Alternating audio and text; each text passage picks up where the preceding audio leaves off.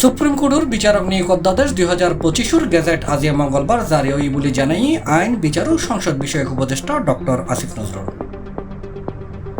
তিনি হই ওনারা ব্যাখ্যান জানান বিগত সরকারের সময় নাকি যে অনাচারিত মানবাধিকার লঙ্ঘন হইতো মানুষের যে দমন পীড়ন করা হইতো এনার এক বড় প্ল্যাটফর্ম আছে উচ্চ আদালত। চরম মানবাধিকার লঙ্ঘনের পরও মানুষ এটা প্রতিকার না পাইত। আজিয়ে মঙ্গলবার সচিবালয় সুপ্রিম কোর্টের বিচারক নিয়োগ আইনসহ সমসাময়িক বিষয়ে সংবাদ সম্মেলনত আসিফ নজরুল এসব কথা হয়। তিনি হই সুপ্রিম কোর্টে বিচারক নিয়োগ অধ্যাদেশ 2025 আজকে গেজেট নোটিফিকেশন হয়েছে। সম্পূর্ণভাবে দলীয় বিবেচনায় অনেক ক্ষেত্রে অযোগ্য লোকদেরকে জাজ হিসাবে নিয়োগ দিত।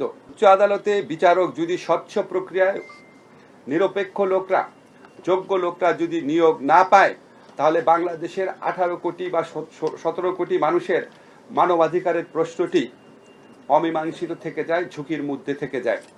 এই প্রয়োজনীয়তার কথা যে উচ্চ আদালতে বিচারক নিয়োগ হবে স্বচ্ছ প্রক্রিয়ার মাধ্যমে, দক্ষ, অভিজ্ঞ, দল নিরপেক্ষ এবং প্রকৃত যোগ্য ব্যক্তিরা উচ্চ আদালতে বিচারক নিয়োগ হবে।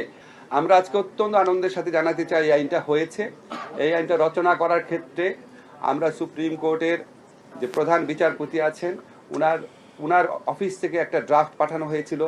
C+ TV, Chittagong.